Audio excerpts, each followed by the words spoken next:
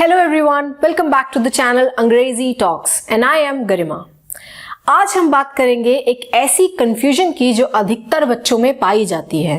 मैंने खुद अपने स्टूडेंट्स में गैप फिलिंग या कॉम्पिटिटिव एग्जाम को देते हुए विल हैव टू और वुड हैव टू में एक मेजर कंफ्यूजन देखा है।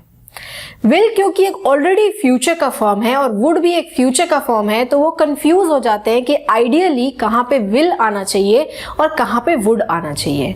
और इसी कंफ्यूजन के चलते रिटन एग्जाम और स्पोकन इंग्लिश दोनों में हम बहुत सारी मिस्टेक्स करते हैं।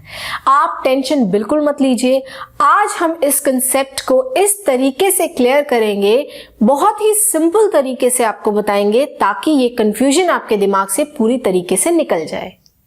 बात करते हैं will have to versus would have to. अब विल हैव टू और वुड हैव टू में क्या डिफरेंस है, क्योंकि विल का ही एक फ्यूचर फॉर्म है वुड, तो दोनों को किस जगह पे यूज करना है वो आज हमें सीखना है। जैसे कि करना पड़ेगा या करना होगा, ये चीज आपको करनी ही पड़ेगी। आपको पौधों में पानी देना होगा, देना पड़ेगा। इस केस में आप विल हैव टू यूज करेंगे। आपको मुझसे मिलना पड़ेगा, आपको ये चैप्टर याद करना पड़ेगा, उससे बात करनी पड़ेगी, उसे अपने कंसंट्रेशन पे काम करना पड़ेगा। ये हुआ will have to. Would have to में क्या होगा, करना पड़ता। अभी नहीं पड़ेगा, करना शायद पड़ता। अभी नहीं लेकिन करना पड़ता, या फिर करना होता। मुझे वो चीज करना होता या मुझे वो चीज करना पड़ता। करना पड़ेगा या करना होगा, विल हैव टू। करना पड़ता या करना होता, वुड हैव टू। एग्जाम्पल के साथ हम इसको और भी ज्यादा क्लियर करते हैं। विल हैव टू के कुछ एग्जाम्पल्स मैंने यहां पे लिखे हुए हैं जिसको हम रीड करेंगे। You will have to teach me, मतलब तुम्हें मुझे पढ़ाना पड़ेगा या फिर तुम्हें मुझे पढ़ाना होगा। She will have to meet me, उसे मुझसे मिलना होगा या फिर उसे मुझसे मिलना पड़ेगा। You will have to peel the potatoes, यानी तुम्हें आलू को छीलना पड़ेगा। एक ऑब्लिगेशन है कि तुम्हें ये काम करना पड़ेगा, तुम्हें आलूओं को छीलना पड़ेगा। तुम्हें आलू को पील करना होगा, तुम्हें आलू को पील करना पड़ेगा। You will have to give the speech, यानी ये जो स्पीच है ये तुम्हें देनी पड़ेगी। स्पीच दी जाती है, तुम्हें स्पीच देनी पड़ेगी या तुम्हें स्पीच देनी होगी। You will have to learn to speak in English, तुम्हें इंग्लिश में बोलना सीखना पड़ेगा। यही हमारा एजेंडा है। आएगा कि नहीं आएगा, आपको इंग्लिश सीखनी ही पड़ेगी। इस तरीके से you will have to learn to speak in English, यानी तुम्हें इंग्लिश में बोलना सीखना पड़ेगा। Rohan will have to go to gym, Rohan को जिम जाना पड़ेगा। इन सभी सेंटेंसेस में सेंटेंस एंड कैसे हो रहा है कि जिम जाना पड़ेगा, इंग्लिश में बोलना पड़ेगा, स्पीच देनी पड़ेगी, पोटैटोज को छीलना पड़ेगा, मुझसे मिलना पड़ेगा या मुझे पढ़ाना पड़ेगा। एक चीज अगर आप यहां पे नोटिस करें कि विल हैव टू के साथ जो भी वर्ब मैंने लगाया है वो सभी वर्ब जो है किसमें चल रहे हैं, फर्स्ट फॉर्म में, यानी प्रेजेंट फॉर्म में।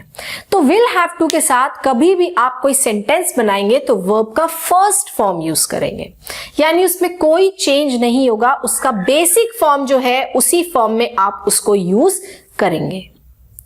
अब देखते हैं हम वुड हैव टू के यूज और उसके एग्जाम्पल्स।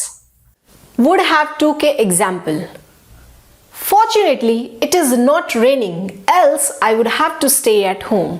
सपोज मेरा कोई फ्रेंड मेरे पास आ गया और मैंने पूछा भाई आप तो नहीं आने वाले थे, फिर आप कैसे आ गए? तो वो आपको आंसर करता है कि फॉर्चुनेटली के मेरी खुशकिस्मती है कि आज बारिश नहीं हो रही है अभी, वरना मुझे घर पर रहना पड़ता। मुझे घर पर रहना पड़ता, इसलिए I would have to stay at home.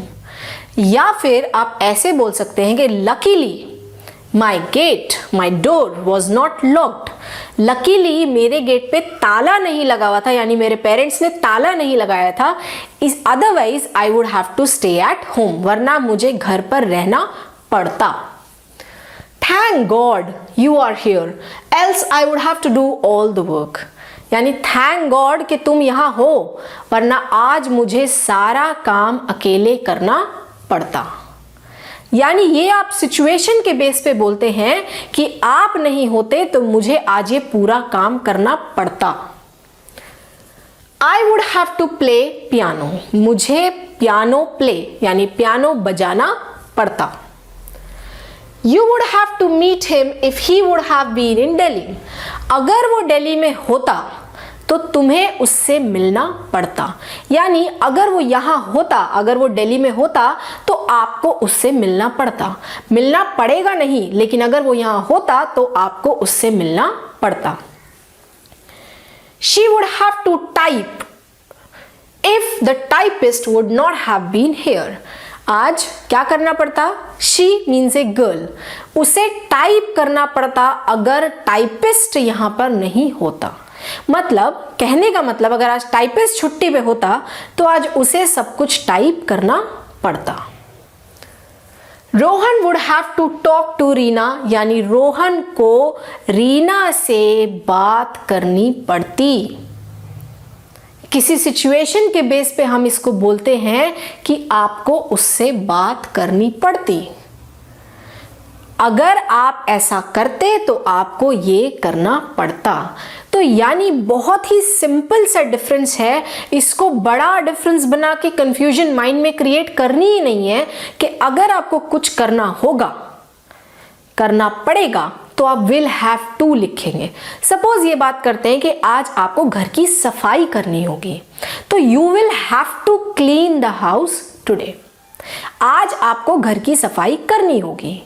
दूसरा, अगर मेड नहीं आती तो आपको सफाई करनी पड़ती। ऐसा होता तो फिर आप बोलोगे if the maid would not have been here you would have to clean the house. अगर मेड सर्वेंट आज नहीं आती तो आपको आज घर की सफाई करनी पड़ती। करनी होगी नहीं, अगर करनी होगी तो विल हैव टू, करनी पड़ती तो would have to. I hope आपको आज का वीडियो लेक्चर समझ आया हो और वो जो कंफ्यूजन विल हैव टू और वुड हैव टू के बीच में रहती है वो आपके दिमाग से हट गई हो, ताकि आप ना रिटन एग्जाम में ना स्पोकन इंग्लिश में कोई गलती इस तरीके की ना दोहराएं। अगर आपको ये वीडियो पसंद आई है तो वीडियो को लाइक कीजिए, ज्यादा से ज्यादा इसको शेयर कीजिए, ताकि हम हर किसी की ऐसी छोटी छोटी कंफ्यूजन्स को दूर करके उनका कॉन्फिडेंस बिल्ड कर सके और उनका स्पोकन इंग्लिश पे कमांड बढ़ा सके। किसी एक व्हाट्सएप ग्रुप में या किसी एक फेसबुक ग्रुप में आप इसको अगर भेजते हैं तो चैनल को भी बहुत सपोर्ट मिलता है और हम अपनी वीडियो दूर दूर तक छोटी छोटी जगहों तक पहुंचा पाते हैं। नोटिफिकेशंस के लिए, वीडियो को देखने के लिए आप बेल आइकन को प्रेस कीजिए। चैनल को सब्सक्राइब नहीं किया है तो चैनल को सब्सक्राइब कीजिए और इसी तरह हमारे साथ बने रहिए। Till then, take care of yourself. Good bye.